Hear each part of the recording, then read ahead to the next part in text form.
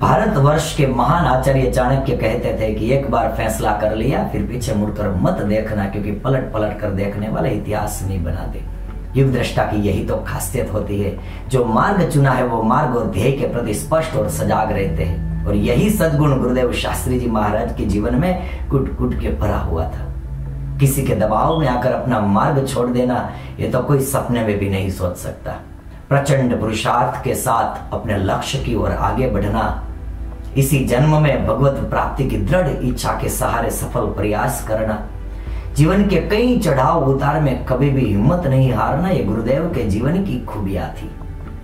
युग दृष्टा शास्त्री जी महाराज श्री धर्म जीवन दास जी स्वामी के ऊपर जब भी कभी विकट परिस्थितियां आती थी, तब किसी और पर आरोप डालने की बजाय और किसी बहाना बनाने की बजाय खुद ब खुद भीतर झांक कर देखते थे कि मैं कौन हूं, मैं कहां खड़ा हूं, मैं क्या कर रहा हूं और मुझे क्या करना है। और ये भी 14-15 साल की उम्र में ऐसी समझ रखते थे। बस इसी बात के तो हम कायल है। महापुरुषों के जीवन की यही तो खासियत होती है, जो किसी परिस्थितियां और व्यक्ति के डर से अपने लक्ष्य को नहीं बदलते, बल्कि लक्ष्य तक पहुंचने के लिए अपना रास्ता खुद बनाते हैं। और यही बात गुरुदेव को युग दृष्टा के रूप में देखने के लिए हमें मजबूर कर देती है। गुरुदेव शास्त्री जी महाराज जूनागढ़ में पार्षद अवस्था में थे। उस वक्त की एक बात है। पार्षद यानी कि संत जीवन की सफर का प्रारंभ काल। श्वेत वस्त्रधारी पार्षद अर्जुन भगत जूनागढ़ में समर्थ सदगुरु श्री बाल मुकुंद स्वामी ने अपने मुकुंद स्वामी नामक परम शिष्य को कहा कि अर्जुन भगत की उम्र बहुत छोटी है, उनका ख्याल रखना। मुकुंद स्वामी बहुत ही मायालु और दयालु स्वभाव के थे।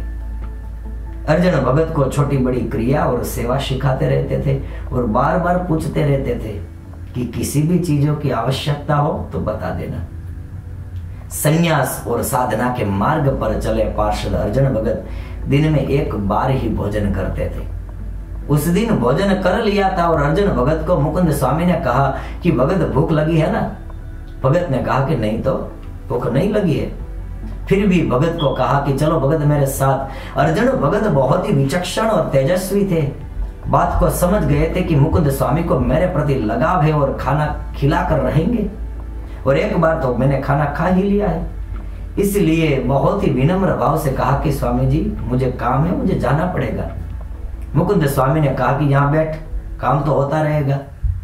पास बिठाया और खाने की वानगी जिसे गुजराती में घसियो बोलते हैं, गेहूं के आटे को सेक कर गुड़ का पानी मिलाया जाता है। ये तो बरसों पहले की बात है। और पार्षद अर्जुन भगत को खाने के लिए आग्रह करने लगे।